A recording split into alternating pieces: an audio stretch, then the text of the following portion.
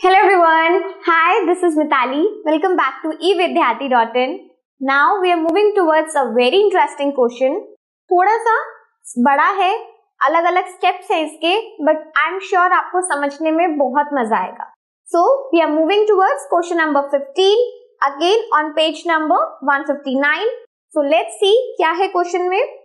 Illustrate the law of conservation of energy by discussing the energy changes which occur when we draw a pendulum bob to one side and allow it to oscillate.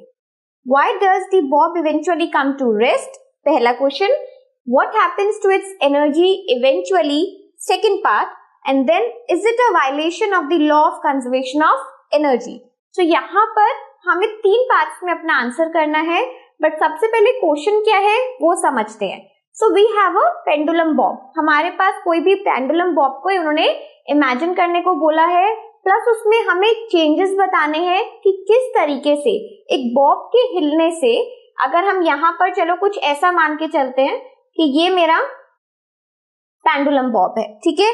Now इसके movements जो रहेंगे वो क्या रहेंगे, इसके 3 extreme points हम ले लेते हैं. सो एक बार ये लेफ्ट मूव करेगा, मीन पोजीशन इसका हो गया the middle one, then it will move towards left, उसके बाद वो सीधा राइट जाएगा कुछ इस तरीके से. एंड सपोज मैं यहां से अपने पेंडुलम बॉब को रिलीज करती हूँ, तो उसका मूवमेंट पहले मीन पोजीशन, मीन के बाद राइट पोजीशन, राइट से वापस मीन पोजीशन, मीन से आगे वापस लेफ्ट पोजीशन. तो ऐसे करते करते हमारा जो पेंडुलम बॉब है वो टू एंड फ्रो हिलता रहेगा, राइट. सो इतना तो हमें उसके मूवमेंट के बारे में पता है, बट देन उसी में वो पूछ रहे हैं कि आपके जो 3 मूवमेंट्स है, अलग अलग जो पोजीशन पे आ रहा है आपका बॉब, क्या वहां पे कोई एनर्जी ट्रांसफॉर्मेशन होता है. एंड अगर एनर्जी ट्रांसफॉर्मेशन है तो क्या law of conservation of energy violate होता है. एंड इवेंचुअली आपका जो बॉब है it will come to rest. वो कहीं ना कहीं जाके, ऐसा तो है नहीं कि कॉन्स्टेंटली यूनिफॉर्म मोशन में, जैसे कि मान लो वो स्पेस में हो, तो ऐसा तो है नहीं कि वो चलता रहेगा, वो कहीं ना कहीं आके तो थोड़ी देर में रुक जाता है. तो वो रुकता किसकी वजह से है. तो ये सब आंसर हमें इस पूरे क्वेश्चन में स्टेप बाय स्टेप समझाने हैं, ठीक है. तो इसलिए सबसे पहले हम क्या करेंगे, अपने पेंडुलम बॉब के मूवमेंट को समझेंगे and then we will proceed towards the answer. उससे क्या होगा, आपको अच्छे से समझ आएगा कि बेसिकली पेंडुलम बॉब का ट्रांसफॉर्मेशन होता कैसे है, एंड देन आप अपने आंसर को इजीली समझ भी पाओगे. And in case question exam में आता है तो अपने लैंग्वेज में आप इजीली लिख भी पाओगे, ठीक है. So now moving towards the answer. तो यहाँ पर हम क्या पहले से समझते हैं. फॉर सपोज मैंने लेफ्ट साइड से अपने पेंडुलम बॉब को रिलीज किया है, ठीक है. आपने देखी है ऐसी वाली घड़ियां होती हैं घरों में, आप आगे जब फिजिक्स लैब में जाके कोई भी एक्सपेरिमेंट करोगे तो ये आपको वैसे भी दिखाया जाएगा, बट देन अभी हमारे लिए कॉमन होता है घरों में, या ज्यादातर हमने मूवीज में देखा है किस तरीके से उसका 12 बजते हैं तो घंटा बजना शुरू हो जाता है ना. तो सिमिलरली बिल्कुल उसी पेंडुलम बॉब की मैं यहाँ पर बात कर रही हूँ. तो होगा क्या, हम यहाँ से मान के चलते हैं कि ये लेफ्ट हो गया इसका, then this is the mean position and this will be the right one, ठीक है. सो अगर मैंने अपने पेंडुलम बॉब को लेफ्ट से रिलीज करा तो सबसे पहले वो मिडिल में आएगा अपनी मीन पोजीशन में, एंड देन मिडिल से वो राइट में जाने वाला है. राइट से again it will move towards the mean and towards the left, ठीक है. सो इस तरीके से उसका मोशन चलता रहेगा. So now let's see, when the pendulum bob is pulled से towards left, it will have stored potential energy because of its higher position. So यही बात हमने यहाँ पर करी है कि अगर हमारा जो पेंडुलम बॉब है, सबसे पहले हम उसकी लेफ्ट साइड पे उसकी एनर्जी की बात करते हैं. सो एनर्जी क्या है, क्योंकि पेंडुलम बॉब ने थोड़ी सी हाइट गेन करी है, हाइट गेन करने की वजह से कौन सी एनर्जी ट्रांसफॉर्मेशन उसमें रहता है, the pendulum bob is storing potential energy. तो यहाँ पर मैं कह सकती हूँ लेफ्ट पोजीशन पे one of the extreme point, वहां पर उस पेंडुलम के अंदर कौन सी एनर्जी है, it is storing potential energy. उसके बाद जैसे ही पेंडुलम को यहाँ से रिलीज करा जाएगा, उसका मूवमेंट कैसा हो गया, हमारा जो बॉब है वो मोशन में आ गया.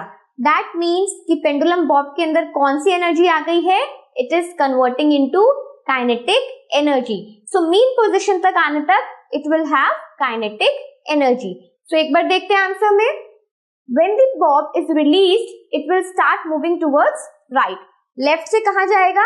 राइट की तरफ। And hence its potential energy gets converted into kinetic energy.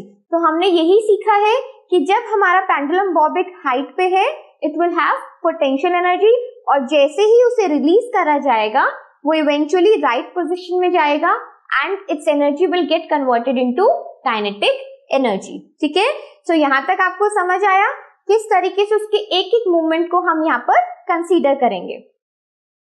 At its mean position, the pendulum will have maximum kinetic energy and zero potential energy. So basically इसका जो mean position था, ये जो हम मिडल की बात कर रहे थे, इस पॉइंट पे हमें ध्यान रखना है कि पोटेंशियल एनर्जी हमारे बॉब ने पूरा खो दी है इस वक्त, और क्या मैक्सिमम हो चुका है? Kinetic energy will be the maximum. ठीक है, now moving on. As the pendulum moves towards extreme right, its kinetic will again change into potential energy. So जैसे ही हमारा mean position से right की तरफ pendulum bob जाएगा, क्योंकि अब वो हाइट गेन कर लिया, प्लस उसमें थोड़ी देर के लिए मोशन स्टॉप हो चुका है, सो वहां से काइनेटिक डिक्रीज होगी एंड पोटेंशियल अपने मैक्सिमम पे पहुंच जाएगी। ठीक है, so maximum potential energy and there will be zero kinetic energy just for a movement. जब तक वो राइट तक जाता है, सिर्फ उस मूवमेंट की हम बात कर रहे हैं, क्या होगा? हमारा पोटेंशियल इंक्रीज हो जाएगा and kinetic will be decreasing. ठीक है, so now moving on. When it moves from this extreme position to the mean position again, its potential energy again changes into kinetic energy. अब यहाँ पर हुआ क्या है?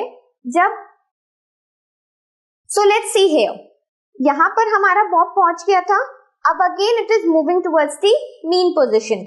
अगर वो mean position पे वापस जा रहा है, that means motion आ गया बॉब, पेंडुलम बॉब के अंदर, and that is why we can say कि potential से energy transformation किस में हुआ है? Again into kinetic energy. ठीक है? So when it moves from its extreme position, its potential energy again gets converted into kinetic energy, and this illustrates the law of conservation of energy. और यही हमारे पास सबूत है कि किस तरीके से हम कह सकते हैं कि एनर्जी का कंजर्वेशन हर स्टेप पे हुआ है, क्योंकि कहीं पर भी हमारी एनर्जी डिस्ट्रॉय नहीं हुई है, it only gets converted, it is getting converted. तो काफी देर के लिए पेंडुलम बॉब जब टू एंड फ्रो मूव करता रहेगा, उसकी पोटेंशियल से काइनेटिक, काइनेटिक से पोटेंशियल, यही एनर्जी का ट्रांसफॉर्मेशन चलता रहेगा। ठीक है, लेकिन थोड़ी ही देर में हमें क्या दिखेगा कि हमारा जो पेंडुलम बॉब है वो रुक गया है, it is coming to the rest position. So how it will done? तो आप देखते हैं।